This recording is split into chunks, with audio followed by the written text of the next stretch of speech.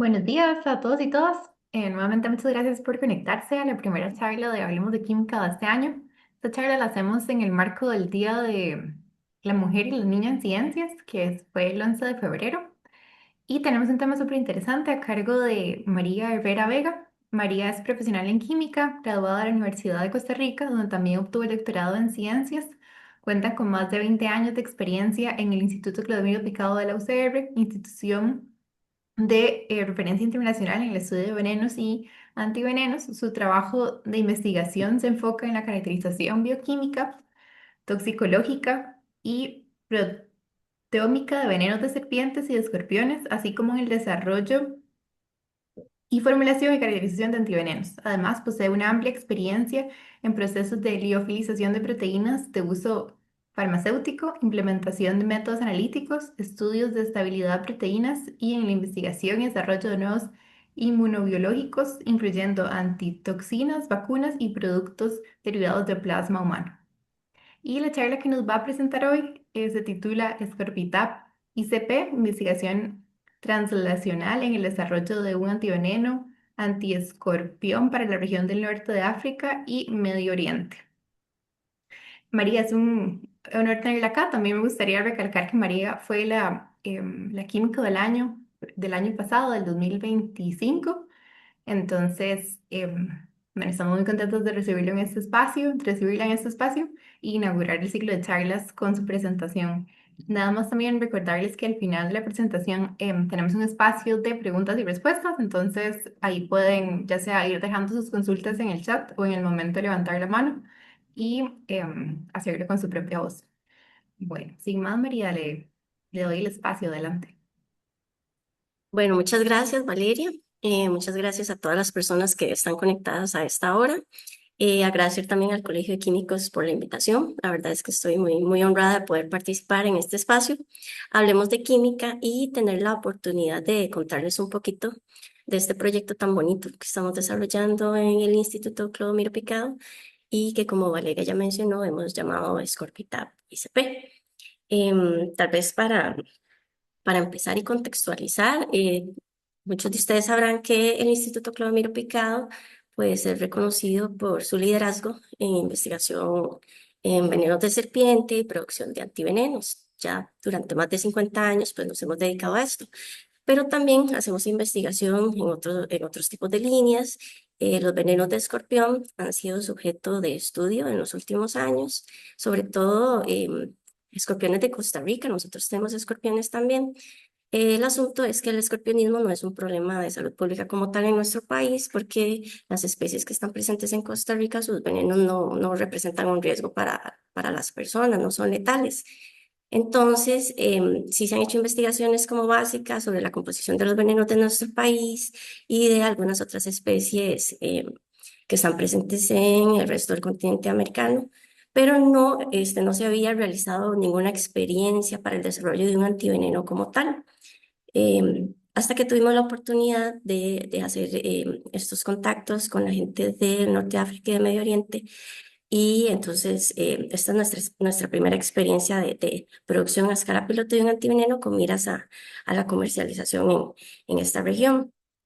Pero bueno, ¿por qué la región el norte de África y de Medio Oriente? Bueno, el problema del escorpionismo a nivel mundial, se tienen cifras de que aproximadamente ocurren 1,5 millones de casos anuales. De estos, aproximadamente 3.250 personas fallecen. Estos son datos reportados y aquí quiero llamar la atención porque de la misma manera como ocurre en el envenenamiento por mordedura de serpiente, estas cifras son subestimadas porque son datos de lo que se reporta. Y se sabe que muchísimas personas ni siquiera acuden a los centros de salud o los centros de salud no tienen las plataformas para reportar los casos o en otras ocasiones el reporte de este tipo de accidentes no es obligatorio. Entonces estas cifras están subestimadas y lo más seguro son muchísimo más grandes. En la región del MENA, que es como se conoce esta región del norte de África y Medio Oriente, casi la mitad de los envenenamientos por picadura de escorpión ocurren en esta región, el 42% para ser más exactos. Es una cifra bastante alta. Es la región con mayor incidencia encontramos aproximadamente 25 países en estos dos continentes que están siendo afectados por el envenenamiento y sobre todo las poblaciones más vulnerables son niños, adultos mayores y mujeres embarazadas. Son 7 géneros de escorpiones los que son responsables de la mayoría de los envenenamientos en esta región. Y como les mencionaba, las poblaciones afectadas se ubican sobre todo en comunidades rurales y de escasos recursos. Tanto el envenenamiento por mordedura de serpiente como por picadura de escorpión son problemas de poblaciones de bajos recursos, de países en vías de desarrollo, y bueno, eso hace que la problemática sea aún más complicada porque el acceso a los recursos es menor. Las principales especies que están involucradas, bueno, les comentaba que son 7 géneros. Aquí quise mencionar los 4 principales. Entonces tenemos el género Butus, con especies como el caso de Oxitanos, Mardochea y Tunetanos orientales. Los Butus están distribuidos casi que en lo que es África del Norte. Tenemos el género Androctonus, que está también en África del Norte, pero ya hay presencia en lo que es Medio Oriente, y sobresale Androctonus australis, mauritánicus, amoreuxi, crassicauda, bicolor. Potentota es un género que tiene representación sobre todo en lo que es Medio Oriente, y ahí sobresalen Hayakari, Saleh, Franz Berneri y Leirius. Bueno, el principal responsable de envenenamientos es este primero que aparece aquí, Leirius quinquestriatus, pero también tenemos Arabicus, Jordaniensis, hebreos, y Leirius está distribuido sobre todo en lo que es la parte de Medio Oriente. Las manifestaciones clínicas del envenenamiento por picadura de escorpión, perdón, son variadas. Los envenenamientos se clasifican como leves, moderados o severos. Los envenenamientos leves, casi todo tiene que ver con el daño que hacen a nivel local, entonces se caracterizan por dolor en el sitio de la picadura, eritema, sudoración, pero también pueden haber temblores y agitación.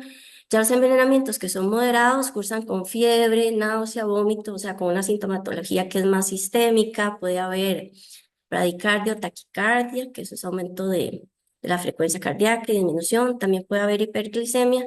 Y ya en los envenenamientos severos, pues tenemos manifestaciones más complicadas, como es el caso de confusión mental, algunos problemas gastrointestinales, puede haber falla cardíaca congestiva, falla miocárdica, edema pulmonar, pancreatitis, falla orgánica múltiple. Incluso el paciente puede llegar a terminar en coma y finalmente, si no se recibe el tratamiento adecuado, incluso podría llegar a la muerte. A ver, todos estos síntomas son muy variados y ¿qué es lo que los causa, verdad? ¿Qué es lo que tienen los venenos de escorpión que pueden llegar a causar esta sintomatología tan variada? Bueno, los estudios que se han hecho a través de técnicas que se conocen como técnicas proteómicas han evidenciado que para el caso de los venenos de escorpión, aquí les puse un par de ejemplos.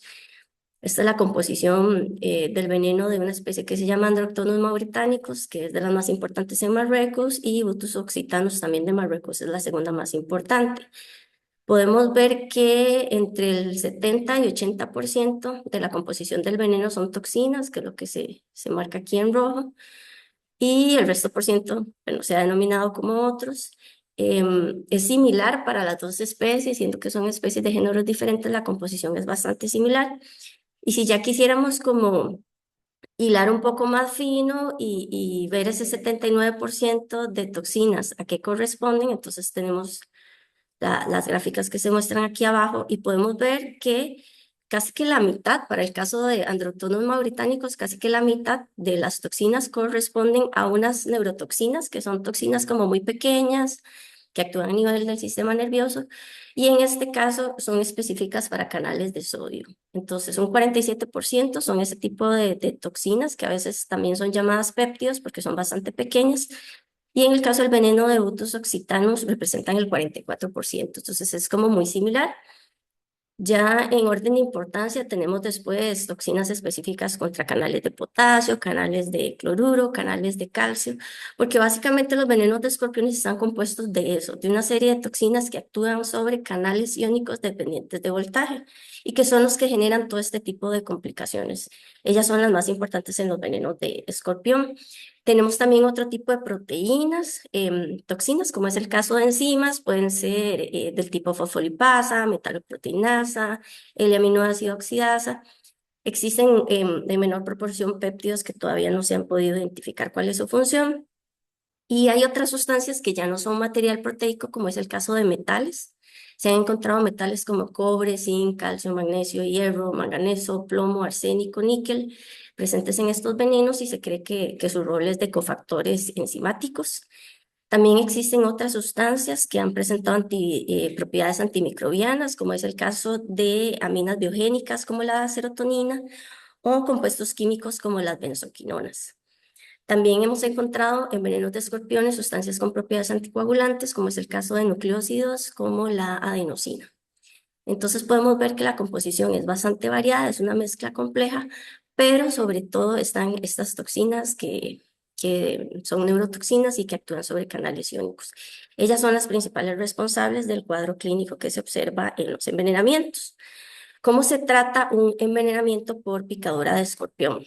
Ah, bueno, perdón. Antes de eso les quiero contar cómo es que llegamos a definir cuál es la composición de los venenos. No solo de escorpión, sino también de cualquier animal ponzoñoso.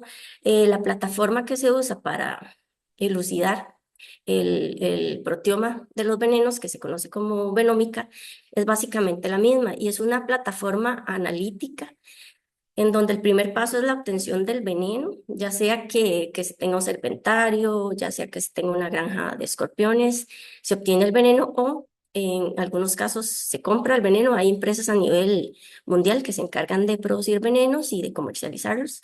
Entonces, una vez que se obtiene el veneno, ese veneno se hace una preparación de la muestra, se disuelve, se hacen centrifugaciones para remover material que no está disuelto, se hacen filtraciones porque la separación de los venenos se hace prácticamente siempre por técnicas cromatográficas, sobre todo por HPLC. Entonces tenemos una separación cromatográfica por HPLC, lo que se conoce como fase reversa, y de ahí se van obteniendo picos y fracciones de las diferentes toxinas que están presentes en el veneno. Esos picos se colectan y se pueden analizar directamente por espectrometría de masas para identificar los compuestos y determinar a qué familia de toxinas pertenecen. O puede haber también un paso previo en donde se hace otra separación por electroforesis, normalmente en gel de poliacrilamida, y esas bandas de electroforesis se procesan, se digieren enzimáticamente y ya entran al espectrómetro de masas. En el espectrómetro pues ocurre esta fragmentación, se pueden entonces determinar los péptidos que componen las diferentes toxinas y se hace uso de herramientas de análisis de datos con bases de datos en donde ya han sido depositadas estructuras de diferentes toxinas y se puede entonces llegar a determinar ¿cuál es la composición por familias de toxinas? Hacerlo de forma general y decir, bueno, tenemos toxinas de tres dedos, que son neurotoxinas, o también hay fosfolipasas o metaloproteinasas, o en muchos casos se puede llegar incluso a decir exactamente de cuál toxina se trata, si alguien previamente pues ha secuenciado la estructura de la toxina y la ha depositado en estas bases de datos. Pero lo que quería resaltar es que es una plataforma completamente analítica. Aquí el instituto cuenta con un laboratorio de proteómica que se encarga de hacer esto. Hemos trabajado muchísimos venenos de serpiente.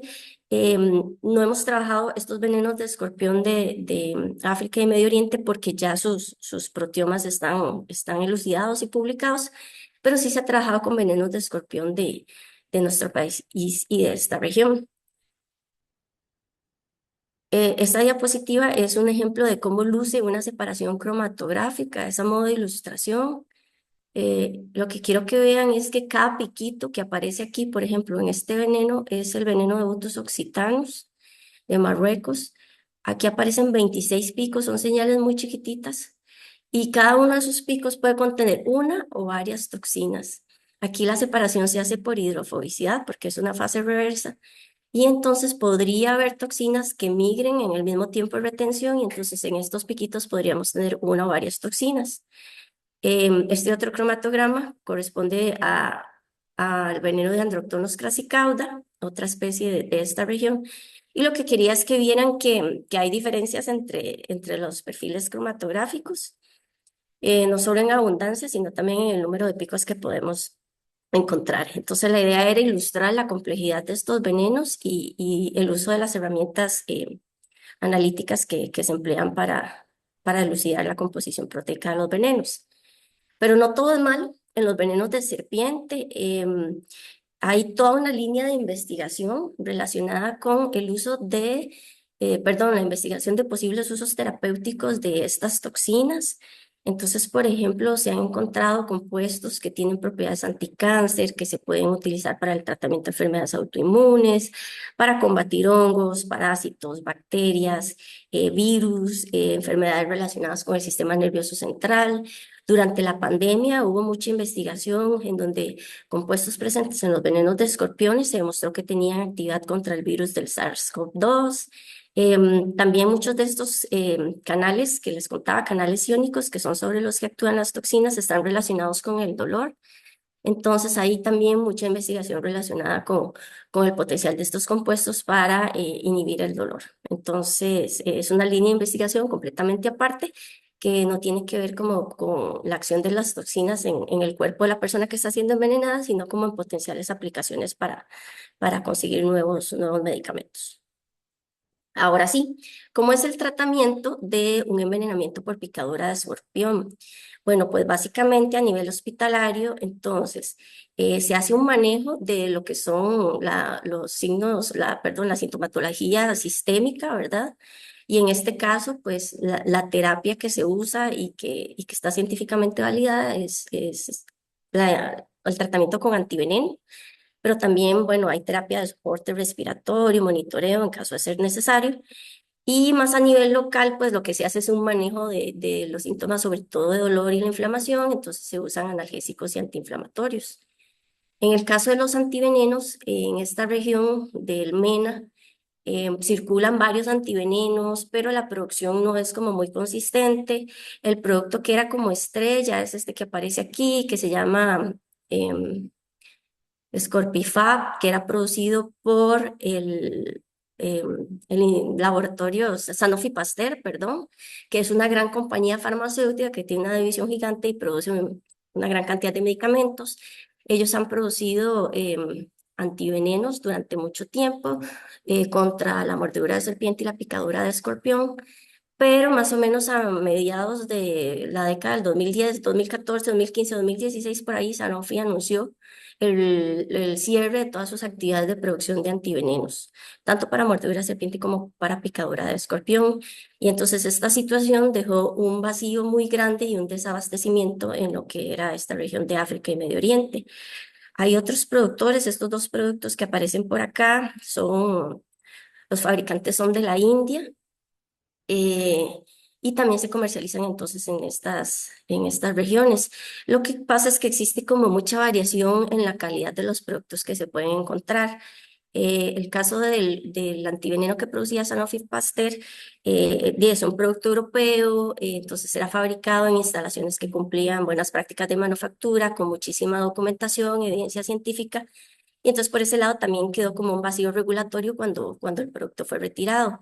La gente de Sanofi Pasteur vendió como todo su paquete tecnológico de cómo producir los antivenenos, incluso se dice que vendieron como parte de los equipos y todo a una empresa británica que se llama Micropharm, y la idea era que los británicos continuaran con la producción. Sin embargo, ya han pasado como unos 10 años y esa transición todavía no se ha podido como llevar a cabo tan exitosamente porque no han podido como producir nuevamente los antivenenos. Entonces, la región depende de estos otros que están aquí, que vienen, por ejemplo, de la India, y hay uno que otro productor, por ejemplo, local en Arabia Saudita, en Sudáfrica, pero que producen antivenenos como específicos para su país o tal vez solo para una especie de escorpión y en pequeñas cantidades. Entonces, siempre está como este problema del desabastecimiento de este medicamento en la región. El mercado de África y de Medio Oriente, no solo el mercado para antivenenos, sino también para todo tipo de medicamentos es complicado. Y son como muchos los factores que tienen que ver en esto. Quería aquí ilustrarles y mencionarles las causas por las que tal vez estas grandes compañías que sí tienen posibilidad de producir como mayores cantidades de antiveneno no les parece atractivo. Y es que a pesar de que las cifras de envenenamiento son bastante altas en esta región, el mercado es bastante pequeño porque se trata de países en vías de desarrollo que tienen como limitantes en el poder adquisitivo, ¿verdad? Entonces esto termina transformándose en una baja rentabilidad para las empresas. De hecho, la justificación que dio Sanofi Pasteur para dejar de producir es que no le era rentable, digamos. Como estos son productos biotecnológicos que se llaman y son fabricados en animales, el costo de producción es bastante alto y estos mercados, los precios no pueden ser muy altos porque son países como los nuestros en vías de desarrollo y entonces el recurso para adquirirlos es limitado y entonces el precio no puede ser muy alto. Entonces, esta fue una de las razones por las que Sanofi Pasteur cerró la producción y también por las que otras compañías no se interesan en producir. Entonces, se depende siempre como de la producción local. El término en cuanto a fabricantes, son pocos los productores activos que se encuentran, entonces los países dependen de importar medicamentos, hay muchísima ausencia de registros de medicamentos, les mencionaba que la calidad, por ejemplo, en el caso de los antivenenos es muy variable, la producción es intermitente, hay dificultades regulatorias, no existe como un consenso o guías de cuáles son las características que deben cumplir los medicamentos en cuanto a la calidad del producto o requisitos que deben de cumplir los fabricantes. Entonces hay como muchos vacíos en ese sentido. El retiro de productos históricos, como fue el caso del producido por Sanofi Pasteur, generó desabastecimiento, dependencia de otros productores, problemas de transición, les mencionaba lo de los espacios regulatorios vacíos. También estos países de la región del MENA presentan muchos problemas en su distribución, en la cadena de suministro. La distribución se ve interrumpida. Cuando los medicamentos son líquidos y requieren refrigeración, pues hay mucha dificultad en mantener esa cadena de frío para transportarlos y asegurar la estabilidad de los medicamentos.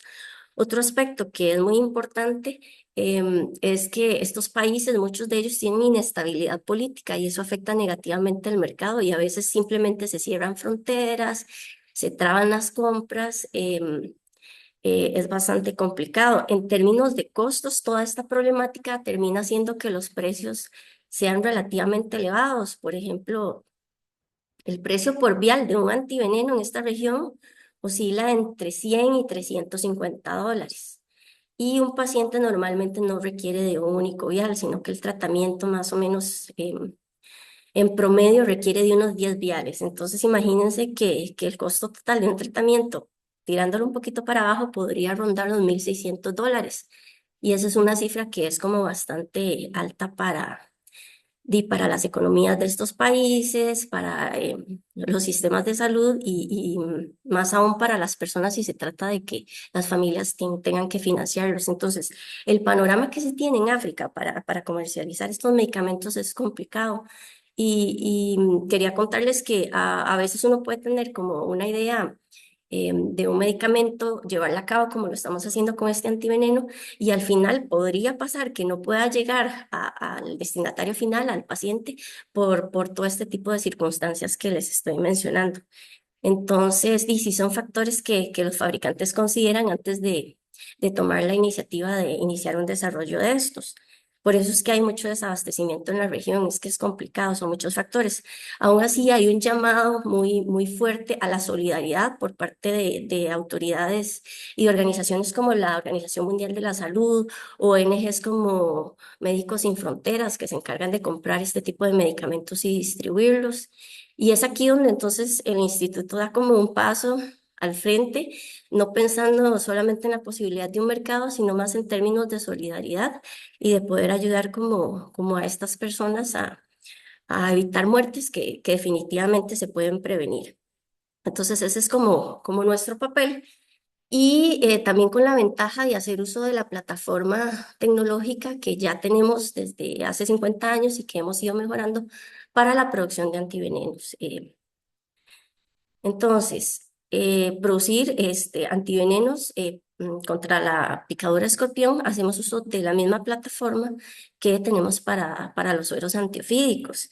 El primer paso es la selección de los venenos y en este caso se hace con base en la información que nos dan entidades como la Organización Mundial de la Salud, de cuáles son las especies que son de mayor relevancia clínica, responsables de la mayoría de los envenenamientos, o también información que proviene, digamos, que se publica en revistas científicas o que incluso uno intercambia con colegas que están en estas regiones. Una vez que se hace la selección de los venenos, pues viene la inmunización de los animales. En nuestro caso, nosotros utilizamos caballos para la producción de antivenenos. Se hace todo el diseño del esquema de inmunización, que incluye las dosis, cada cuánto se hacen los refuerzos, el ayudante que se va a emplear. Se toman muestras, se hacen estudios de eficacia preclínica, que se llama, que son las pruebas que se hacen en animales de laboratorio o pruebas que se hacen in vitro. Una vez que estos resultados dan bien, pues ya se pasa a una etapa de procesamiento de lotes a una escala ya industrial. Se vuelven a hacer todas las pruebas de control de calidad y si todo va bien, entonces se inician los estudios de estabilidad, que la idea es ver cómo es el desempeño del medicamento a lo largo del tiempo y que son necesarios para el registro, no solo en Costa Rica, sino también en los países en donde se pretende vender el antiveneno. Ya puntualmente, lo que es el caso del desarrollo del Scorpitap, la escogencia de los venenos que incluimos en la mezcla de inmunización, lo que hicimos fue tratar de hacer un antiveneno similar o superior al que produjo en su momento Sanofi Pasteur, que era el que más se distribuía en toda la región y que además tenía la mayor evidencia científica de que funcionaba. Entonces, ese antiveneno había sido producido con estas tres especies de venenos. Tenemos Androtonos australis, Butus mardochei, Leirius quinquestriatus, que tienen como una cobertura o una aplicación en toda esta región que se ve aquí como en un celestito más oscuro. Lo primero que hicimos fue hacer un estudio de la letalidad de los venenos. Nunca habíamos trabajado con venenos de escorpiones de esta región y entonces nos interesaba conocer qué tan, qué tan letales eran estos venenos. Las pruebas de letalidad se realizan en ratones y lo que se hace es que se le van inyectando cantidades crecientes de ratones hasta conseguir calcular lo que se conoce como una dosis letal media o DL50, que es la cantidad de veneno que mata a la mitad de los ratoncitos que están siendo inyectados. Y se expresa aquí como se puede ver en este cuadro. Entonces tenemos estos valores, 7.10 para Androtonos australis, 5.90 para Butus mardochei, 3.60 para Leirius quinquestriatus. ¿Qué quiere decir eso? Entre más pequeño el número, son microgramos que se le inyectan a un ratón y que van a hacer que se mueran. Entonces, entre más pequeño el número, más letal es el veneno. Y el estudio lo hicimos por dos vías de administración, vía intravenosa aquí y vía subcutánea. La idea era entender qué tan letales son como estos venenos. Y solo a modo de referencia les cuento que, por ejemplo, el veneno de la terciopelo, que es la serpiente más importante para nosotros, su dosis letal ronda los 70 microgramos de veneno. Y para estos venenos de escorpión son menos de 10 microgramos. Entonces, para que vean lo letales que son estos venenos, sobre todo por ese componente neurotóxico que les contaba que tienen. Después de calcular las dosis letales, pues hicimos un estudio del perfil electroforético de los venenos con una electroforesis en gel de poliacrilamida. Este carril o esta columna que se ve aquí corresponde al veneno de Androtonos australis, aquí Butus mardochei, Leirius quinquestriatus. Y lo que esta técnica hace es separar la mezcla de venenos en sus diferentes componentes. Cada rayita que vemos aquí en cada columna, por ejemplo, aquí medio se ven, esta ya se ve más claro, esta es más intensa, y así sucesivamente. Cada manchita que vemos ahí es una o varias toxinas que tienen un tamaño similar, y entonces por eso es que migran parecido. Para los venenos de escorpión podemos ver que esta zona es donde se concentra como la mayor intensidad y la mayor cantidad de bandas. Y entonces podemos decir que los venenos tienen componentes que tienen una masa molecular menor de 15 kilodaltons en su mayoría, y eso corresponde con lo que ya se sabe que es la composición de los venenos, que son neurotoxinas de baja masa molecular. Una vez que tenemos caracterizados los venenos, pues ya vamos a la parte de empezar la producción del antiveneno, la inmunización de los caballos para este proyecto. Entonces, teníamos 4 caballos que nunca habían recibido ningún tipo de veneno. Se diseñó un esquema de inmunización a partir de una serie de consideraciones y basados también en la experiencia que tenemos aquí en el instituto en el manejo de respuesta inmune de caballos. Decidimos entonces iniciar con un esquema de 6 refuerzos, o sea, le íbamos a hacer a los caballos 6 inyecciones una inyección, 2 semanas, otra inyección y así, o sea, iban a estar espaciadas por 2 semanas cada inyección y los venenos empezamos introduciéndoselos a los caballos en partes iguales, o sea, hicimos una mezcla de partes iguales del veneno y eso era lo que les inyectábamos cada 2 semanas. Antes de cada refuerzo y después de cada refuerzo, tomamos una muestra de sangre, la guardamos y luego posteriormente la utilizamos para darle seguimiento a esa respuesta inmune a través de una técnica que se conoce como ELISA, que es un ensayo de inmunoabsorción en donde podemos ver la interacción directa entre el veneno y los anticuerpos que están presentes en las muestras de los caballos. Es un ensayo colorimétrico y así es como se ve la respuesta inmune de los animales. Aquí en el eje de las X tenemos los días que han transcurrido desde el inicio del esquema y aquí la absorbancia a 492 nanómetros, que es la longitud de onda a la que absorbe el sustrato que estamos utilizando. Lo que me interesa aquí que vean, cada curva representa a uno la respuesta, la generación de anticuerpos del promedio de los caballos para cada uno de los venenos y podemos ver que se empieza prácticamente de cero, antes del esquema de inmunización, pues no hay anticuerpos y luego conforme los animales van recibiendo inyecciones, entonces se va dando el aumento de la señal que es proporcional a la concentración de anticuerpos. Entonces va levantando la respuesta inmune, es lo que decimos nosotros. Y ese es similar para los tres venenos. Entonces, a lo largo del esquema de inmunización vamos dando este seguimiento a los animalitos y también se hace como un estudio y se le va dando seguimiento a toda la condición de salud de los animales para estar seguros de que todo está funcionando bien.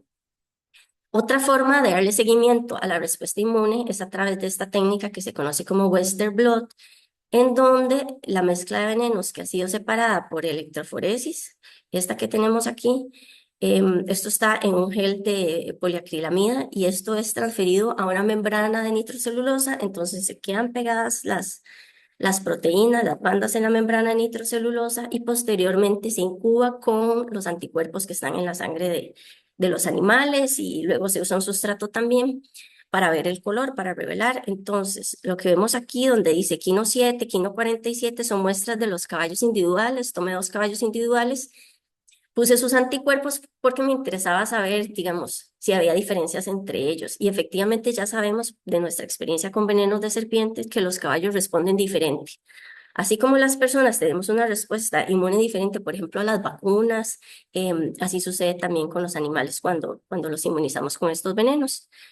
Y aquí lo que es importante resaltar es que cada una de estas sombritas que se ve aquí, lo que significa es que hay presencia de anticuerpos contra esas toxinas. Entonces, esta es la toxina que está presente en el veneno de Endroctonus australis y aquí se observa la sombra, que significa que hay anticuerpos contra esa toxina. Y así para cada una de las toxinas. Hay regiones en las que no vemos tanta respuesta, como es el caso aquí, estas que son las toxinas de menor masa molecular, pues es muy tenue la respuesta que se ve para este caballo y aquí prácticamente no se observa. Y eso tiene sentido porque nosotros sabemos que entre más pequeñas sean las toxinas que le estamos poniendo a los caballos, es más difícil para el sistema inmune verlas, reconocerlas y entonces empezar a generar anticuerpos. Eso es un problema que se tiene con venenos de esta naturaleza, donde las toxinas son de muy baja masa molecular y entonces eso significa que hay que implementar ciertas estrategias como para favorecer el sistema inmune de los caballos y que puedan reconocerlas. Aquí de este lado donde dice pool basal, es un pool, una mezcla de sangre de los caballos antes de empezar la inmunización, en donde no esperamos observar anticuerpos, no esperamos como ver estas sombritas, que significa que hay presencia de anticuerpos, porque aún los caballos no habían sido expuestos al veneno y efectivamente eso fue lo que obtuvimos. Entonces, esta muestra se utiliza siempre como control. Bueno, entonces una vez que verificamos que ya tenemos producción de anticuerpos en los animales, anticuerpos contra los venenos, entonces ya entramos en la etapa de purificación del plasma hiperinmune y liofilización del antiveneno. Entonces, el proceso empieza con una sangría de producción. Lo que hemos venido haciendo hasta este punto era tomar pequeñas muestras que se llama sangría de prueba o tubitos de sangre pequeños de los animales y hacer pruebas con eso. Pero como ya demostramos que si hay anticuerpos, entonces hacemos una sangría de producción. Y la sangría de producción consiste en la extracción de 5 litros de sangre por caballo, aproximadamente 5 litros, Y eso se hace cada 2 semanas por cierto espacio de tiempo, hasta que llegamos y acumulamos una cantidad de plasma suficiente como para hacer el procesamiento de un lote. Se junta todo el plasma en tanques, bueno, que tenemos especializados en la planta, y se hace la purificación de esos anticuerpos. El paso que usamos nosotros de purificación aquí en el ICP es una precipitación con ácido caprílico, que es un ácido graso de cadena corta, 8 carbonos, y nos permite precipitar proteínas que no son anticuerpos, sobre todo albúmina, que es el principal contaminante para nosotros, y dejar los anticuerpos en solución. Entonces, un paso de precipitación que realizamos, después hacemos diálisis para eliminar el caprílico que quedó en exceso y hacemos concentración de los anticuerpos y luego una formulación donde ajustamos pH, agregamos cloruro de sodio, agregamos sacarosa como estabilizante para el proceso de liofilización y también agregamos fenol como preservante. Se hacen pruebas y una vez que ya se sabe que el formulado que se llama está con la formulación que se necesita, con las características adecuadas, pues viene el envase y posteriormente la liofilización, que consiste, esta es una foto de uno de nuestros liofilizadores, consiste en la eliminación de disolvente. Entonces removemos el agua que está presente en la solución de anticuerpos y nos quedamos solo con un polvito, que es esta foto que aparece aquí. Nos quedamos solo con los anticuerpos en polvo. ¿Y por qué queremos que esto pase? Bueno, porque esta formulación sólida no requiere de refrigeración y además tiene una vida útil de 5 años.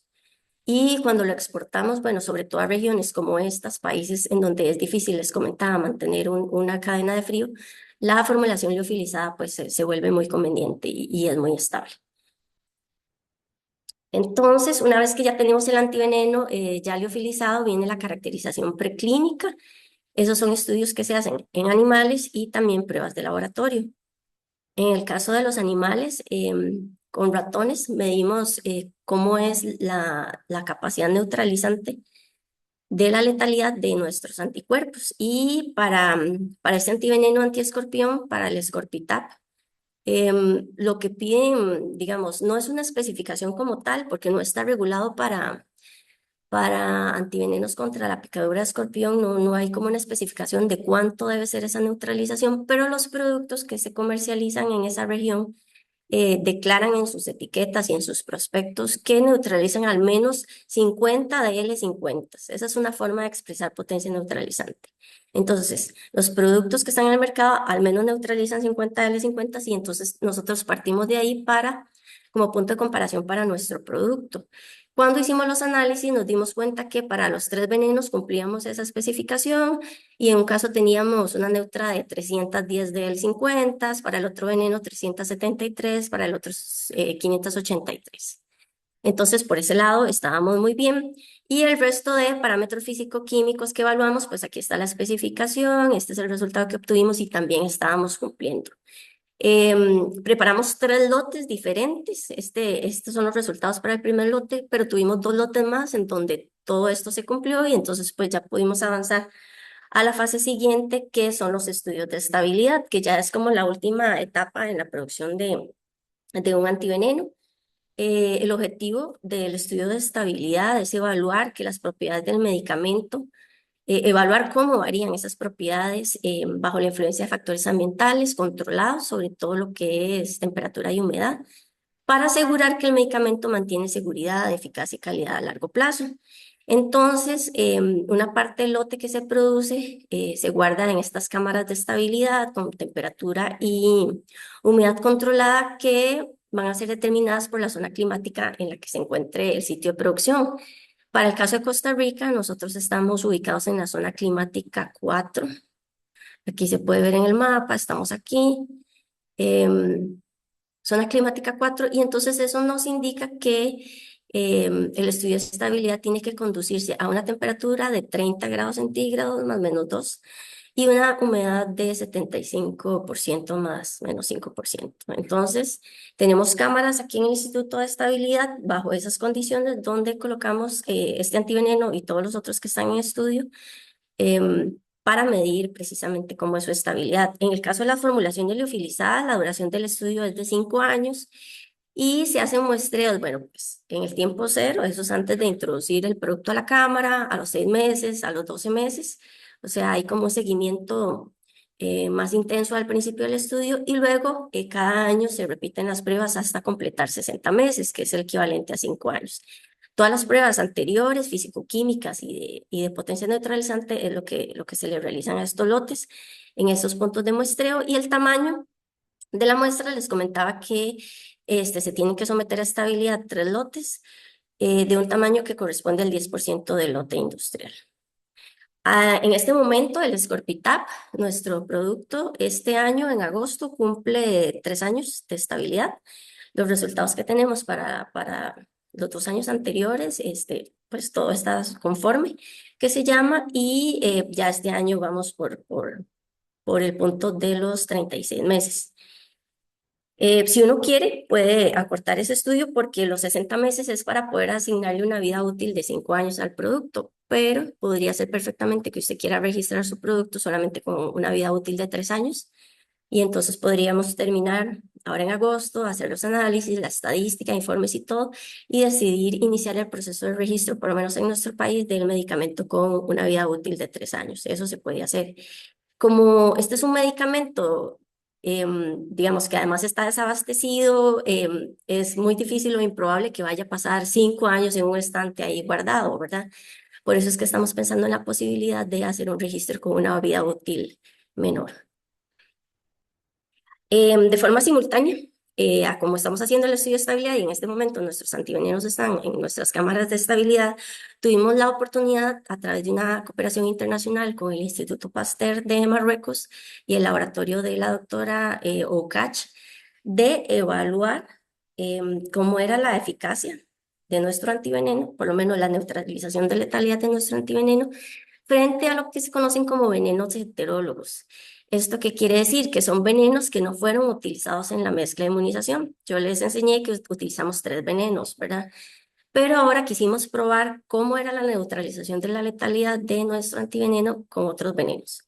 Entonces, el Instituto Pasteur de Marruecos amablemente nos colaboró y realizaron pruebas de neutralización de la letalidad contra el veneno de Androctonus mauretánicos, que no está presente en la mezcla de inmunización, pero que es es la especie de escorpión más importante en Marruecos.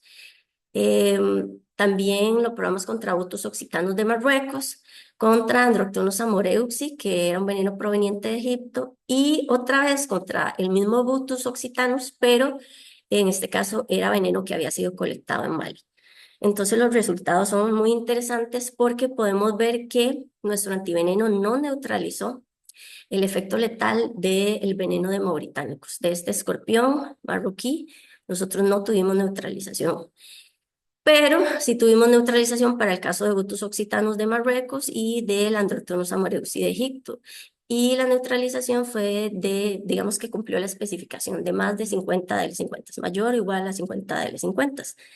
Interesante ver que cuando medimos la neutralización para Butus occitanos, pero el veneno que provenía de Mali, ahí no tuvimos neutralización, a pesar de que sí hubo neutralización cuando el veneno era de procedencia de Marruecos, de escorpiones de Marruecos. Y esto es muy importante y lo quiero recalcar porque lo vemos también, digamos, con los venenos de serpiente, y es que hay una variación geográfica importante que afecta la composición de los venenos. Entonces, aunque se trata de la misma especie de serpiente o de la misma especie de escorpión, en este caso, la procedencia geográfica puede cambiar la composición del veneno de manera significativa, a tal punto que un antiveneno puede neutralizar el veneno de una región o de un país y otro no. Y esto constituye un reto tecnológico bastante grande, ¿verdad? Porque entonces uno dice, pucha, ¿cómo hacemos, verdad? O sea, son muchas las especies, pero además, dependiendo del país del que provengan, es diferente. Y sí, entonces lo que normalmente se hace en estos casos es que en el momento de inmunizar y de preparar las mezclas de inmunización, se tienen que incluir venenos de la mayor procedencia posible. O sea, si se tiene butos occitanos de 5 países, pues tratar de hacer mezclas en partes iguales para que el componente de occitanos tenga una mayor variabilidad. Entonces eso es importante y es algo que pasa con los venenos. Entonces es bastante retador en ese sentido. Pero la conclusión de este experimento es que sí tenemos neutralización cruzada, que se llama, contra algunos venenos, pero contra otros no, y que hay, al parecer hay un efecto de variación geográfica Y esto nos lleva al hecho de que si queremos ampliar la cobertura del Scorpitab tal como está hoy en día, vamos a tener que incluir venenos de otras especies, de otros países, o la misma especie, pero de otros países, para así poder ampliar la cobertura. Y precisamente esa es la etapa en la que se encuentra en este momento Scorpitab. Está terminando sus estudios de estabilidad, pero a la vez estamos trabajando sobre la reformulación de la mezcla de inmunización y a punto de introducir otros caballos para iniciar entonces un nuevo esquema de inmunización y tratar de ampliar la cobertura de este antiveneno. Ya para ir terminando, quisiera mencionar cuáles son los o algunos de los retos tecnológicos y regulatorios que enfrenta este nuevo producto para así poder llegar a las personas en esta región del MENA. Entonces, los aspectos regulatorios son muy importantes porque uno puede tener el medicamento y tiene que hacer el registro del mismo aquí en nuestro país, que no resulta tan complicado, hay que tener los estudios de estabilidad, demostrar ciertas cosas, pero normalmente la parte que se hace más difícil es ya llevarlo a los países en donde se va a utilizar. Esto porque hay diferentes marcos normativos y los tiempos de aprobación pueden ser muy variados y sobre todo ser muy prolongados. Además, hay que presentar documentación en diferentes idiomas. Eso también complica un poco el proceso de registro, la comunicación con las autoridades de salud. Y cada país puede que tenga requisitos específicos para los productos biológicos. Entonces, la diversidad regulatoria es un reto bastante grande. Evidencia clínica local, pues bueno, sí hay que demostrar eficacia frente a las especies endémicas. Esta especie de escorpión que nuestro antiveneno no consiguió neutralizar es endémica de Marruecos. Entonces, si eventualmente si quisiéramos llegar y colocar nuestro producto en Marruecos, se hace imperante, digamos, incluir ese veneno en la mezcla de inmunización y reunir la evidencia científica de que sí se está neutralizando. Lo otro importante es que muchas veces se requieren de datos de validación de la eficacia del medicamento en la población regional. Eso significa que es posible que necesitemos hacer estudios clínicos, o sea, probar el medicamento en pacientes en un estudio controlado, pero pacientes de esa región. Y a veces en estos países conseguir orquestar este tipo de estudios puede ser bastante complicado. Entonces ahí hay un reto importante, pero la generación de estos resultados es necesaria porque la confianza en el uso del medicamento por parte del personal médico o la adquisición del medicamento por parte de los gobiernos o de organizaciones como les contaba, Médicos Sin Fronteras, que compra y dona los medicamentos, se basa mucho en la confianza que está basada en evidencia científica.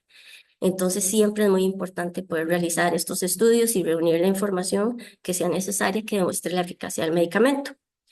Otro reto importante que ya mencioné que está presente en este tipo de mercados de África y Medio Oriente es la logística y la distribución.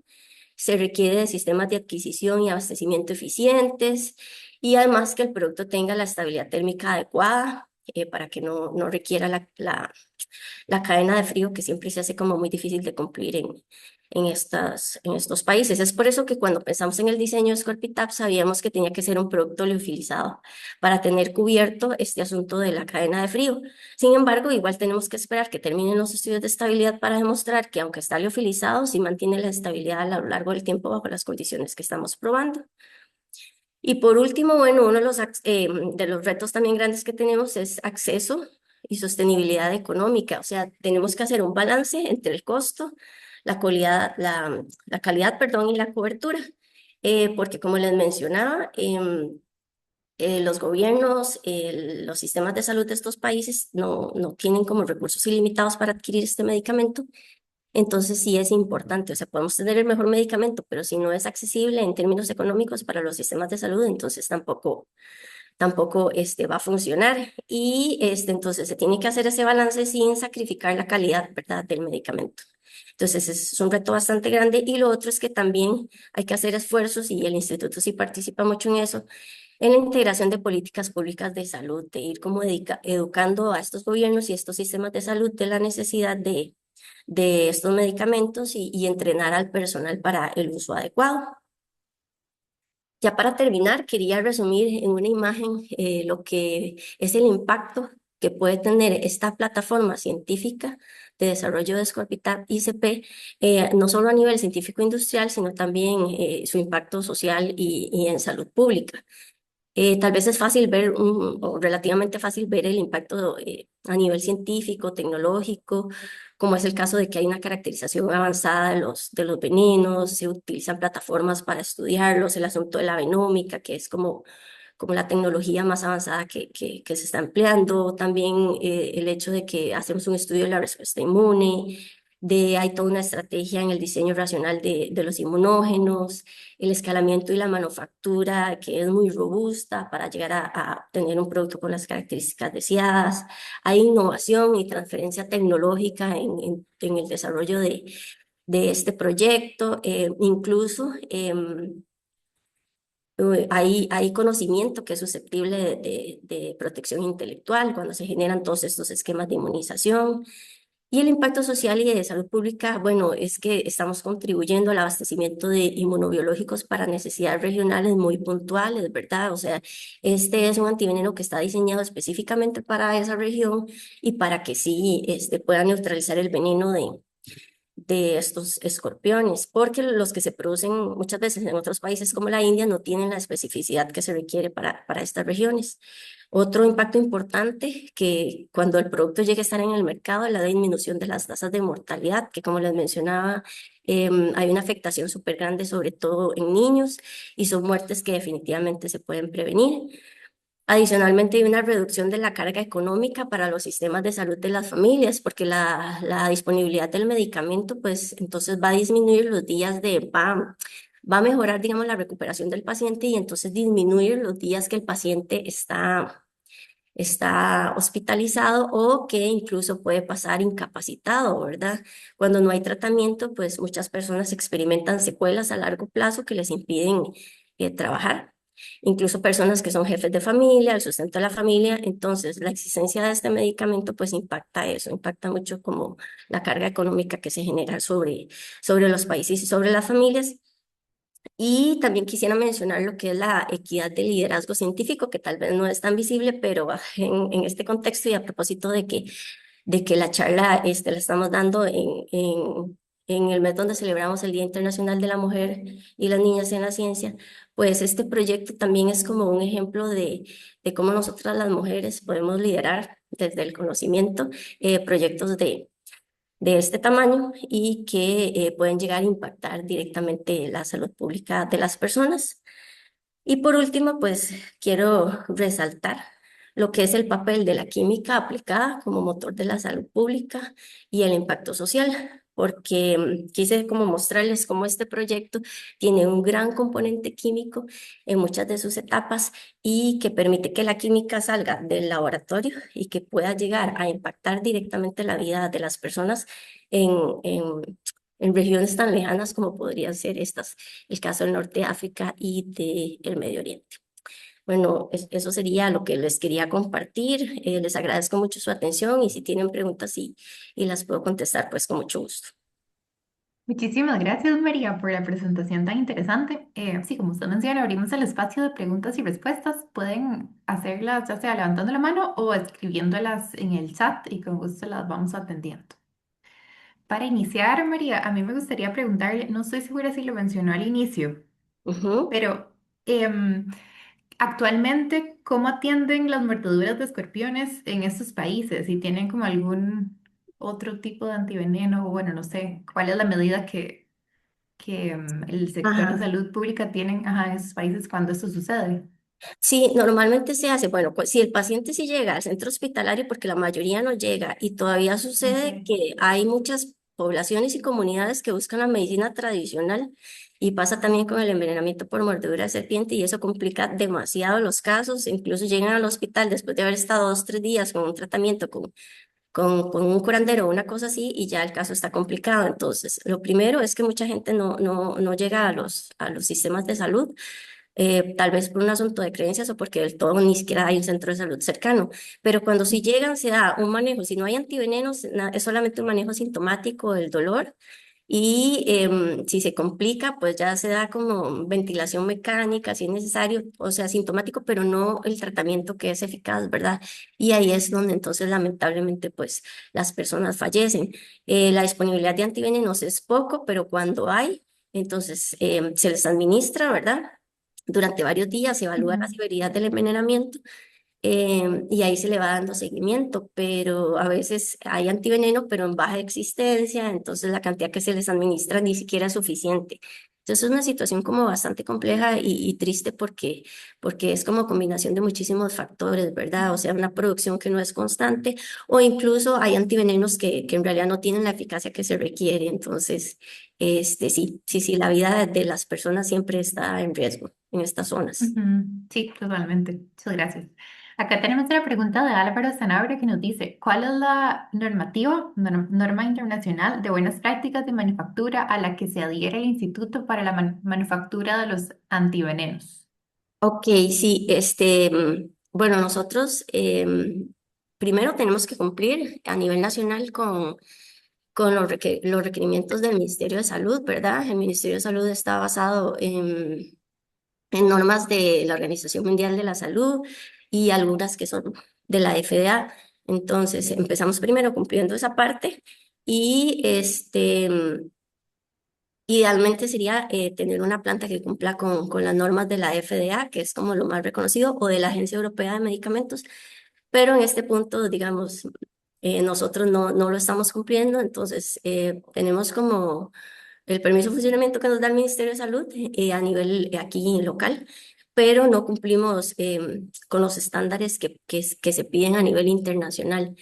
Eh, Igual nos compran antiveneno, por ejemplo, la Organización Panamericana de la Salud, Médicos Sin Fronteras, a pesar de que no cumplimos esas especificaciones porque son muy conscientes, digamos, de las limitaciones que tenemos como país y como parte de la universidad, pero la calidad del antiveneno que producimos, digamos, es nuestra mejor carta de presentación. La evidencia científica demuestra la eficacia de nuestros productos, la estabilidad, la seguridad, y entonces eso nos ha permitido poder, digamos, como llegar a estas zonas. Pero sí, Álvaro, definitivamente en términos de regulación y de cumplimiento de buenas prácticas y así estamos bastante atrás, estamos trabajando en eso, estamos en medio de una remodelación de nuestra planta, pero que no es suficiente como para llegar a cumplir BMPs, digamos, de la FDA.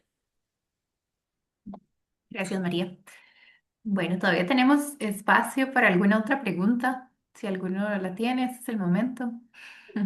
Ujú. Si no, a mí me gustaría también, María, entender un poco más hasta dónde llega el Instituto Clodomiro Picado en toda esta producción y distribución. Entonces, entiendo, bueno, que lo que nos explicó hoy, ¿verdad? Que es toda la parte del estudio científico y la comprobación del antiveneno. Pero con los retos que me mencionaba, no sé si eso es algo también que el instituto enfrenta o ahí en ese momento se hacen alianzas con otras instituciones que puedan producirlo a mayor escala o incluso con la parte de la legislación en los países donde este antiveneno va a llegar, que puedan abordar esa parte. ¿O es el instituto el encargado también como todo esto, incluso la logística y distribución? Sí, no, de hecho nosotros nos encargamos de la producción, sí hacemos la distribución a nivel aquí nacional, pero lo que Ujú, es a nivel centroamericano, Latinoamérica y en África, que donde distribuimos ya un producto, tenemos distribuidores, ¿verdad? ujú, Representantes, entonces ellos se encargan como de, nos ayudan, nos colaboran con el registro de los productos en esos países, nosotros enviamos la documentación, los capacitamos también, pero nos apoyamos fuertemente en ellos. Aún así, digamos, ya en regiones como es el caso de África, sí incluso se hacen, como dice usted, alianzas con los ministerios de salud, estamos como en contacto directo. Para el caso, digamos, específico de Marruecos, si tenemos la posibilidad de llevar el Scorpitab allá, entonces esta colaboración que tenemos con el Instituto Pasteur nos va a ayudar precisamente como a tratar de cumplir los requisitos que nos pueden pedir o incluso la posibilidad de realizar un estudio clínico allá. O sea, es una posibilidad poder hacerlo en colaboración con el Instituto Pasteur y ellos estando allá pues ya tienen como una plataforma, digamos, más montada para realizar este tipo de estudios. Entonces, sin duda sí, o sea, nos valemos como de todas las colaboraciones que podamos porque el instituto, ujú, sí se limita más como a la producción, ¿verdad? Hay organizaciones, otra vez, como la misma Organización Mundial de la Salud, Panamericana de la Salud o Médicos Sin Fronteras, que también nos ayudan un montón. Por lo que les mencionaba, digamos, hay pocos productores, el producto de nosotros es un producto de muy buena calidad y además, como nosotros no somos una empresa privada, el precio al que nosotros vendemos, ahora yo les hablaba de que un antiveneno puede costar entre $100 y $350 el vial en África, ¿verdad? Es muy variable. Nuestro antiveneno para África, pero para el África subsahariana, que ya sí comercializamos, el precio está en $25. Entonces es una diferencia bastante grande. Wow, sí. Y porque nosotros, ¿verdad? No somos una empresa privada, entonces es más como la proyección social que tiene la universidad. Entonces la diferencia en precios, digamos, sí hace como, y la calidad hace que todos estos organismos pues sí estén interesados en adquirir nuestros productos y que se puedan utilizar en estos países que lo necesitan. Ujú. Perfecto, muchas gracias. Acá tenemos otra pregunta de Álvaro. Él nos pregunta, ¿cómo las empresas privadas como la nuestra, Invecu, podemos contribuir a estos esfuerzos que hace el instituto? Tal vez antes de Ujú. responder, si don Álvaro está por ahí, nos puede comentar qué hace Invecu, por si acaso alguno que está acá no sepa, como para contextualizar también. Hola, buenos días a todos, perdón. Un saludo a María que está por allá. Bueno, nuestra organización se dedica a la implementación de sistemas de gestión a nivel regional, ¿verdad? Somos una empresa que se encarga de implementar sistemas de gestión en ISO 9001, FSC 22000, ambiente, seguridad. También implementamos buenas prácticas de manufactura. Y bueno, parte de la primera pregunta que le había hecho María es porque las normativas son de acatamiento voluntario, ¿verdad? No es algo obligado.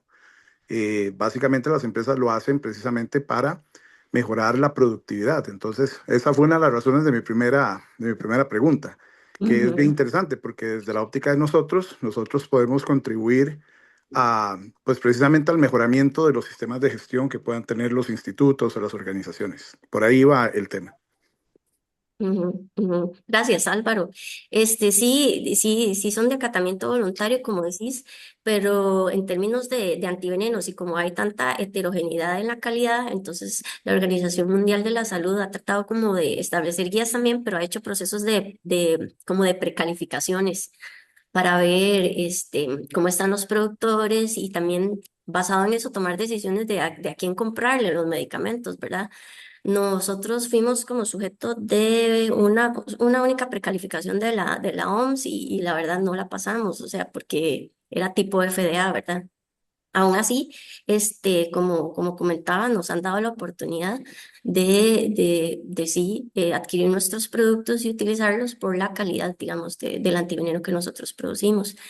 Y la pregunta que hiciste de cómo podrían, como, ¿verdad?, contribuir, pues vieras que nosotros siempre tenemos necesidades relacionadas con el asunto de entender un poco la gestión, ¿verdad? Porque estamos dentro de una institución que es académica, somos como, creo que el único modelo, digamos, unidad académica que tiene la UCR que produce algo, ¿verdad? Y que además lo exporta. Entonces, somos académicos tratando de entender un mundo que tiene que ver con cosas comerciales y así, y a veces se nos complica. Tenemos nuestra unidad de gestión, tenemos gestoras de calidad, tenemos ISO 9001, pero en parte ambiental, por ejemplo, ahorita no tenemos. Hay algunos métodos analíticos que están validados, pero no es una certificación 17025 como tal, o sea, es nada más como pasos que hemos ido dando nosotros al interno de tener como documentados nuestros métodos analíticos y nuestros procesos. Entonces, yo sí creo que hay mucho donde se podría aportar y trabajar para nosotros sí poder como dar este salto y en algún momento yo creo que tener una certificación internacional, necesitamos una planta nueva, también se está trabajando en ese sentido, como buscando fondos, etcétera, porque tendríamos que empezar por ahí. La planta que tenemos fue construida en los 70 y simplemente ahorita la estamos remodelando para cumplir algunos requisitos del Ministerio de Salud, pero no da como para ya, ¿verdad?, cumplir una certificación internacional. Pero creo que si un día llegamos a avanzar a ese punto de tener una planta nueva, pues sí ocuparíamos como toda la ayuda que se pueda para cumplir y sobre todo mantenerlo, ¿verdad? Porque tal vez al inicio con una estructura nueva y todo no es tan difícil cumplir, pero sostener eso en el tiempo, pues yo sí creo que tiene su trabajo y creo que son habilidades que nosotros pues no tenemos de primera entrada, ¿verdad? Hacemos como investigación, desarrollamos productos, pero esa parte pues sí creo que nos hace falta desarrollar. Entonces, de verdad, yo creo que sí hay mucho por donde nos podrían aportar. Perfecto, muchas gracias, María. Bueno, creo que ya con esto llegamos al fin de la de la charla, agradecerle nuevamente por la charla y por responder a nuestras preguntas, también a las personas que se conectaron. Les recuerdo que esta charla queda en nuestro canal de YouTube, ahí lo pueden revisar otra vez y nos veríamos dentro de un mes con la siguiente charla de Hablemos de Química de marzo. Que tengan un buen día a todos y todas y nos estamos viendo. Muchas gracias.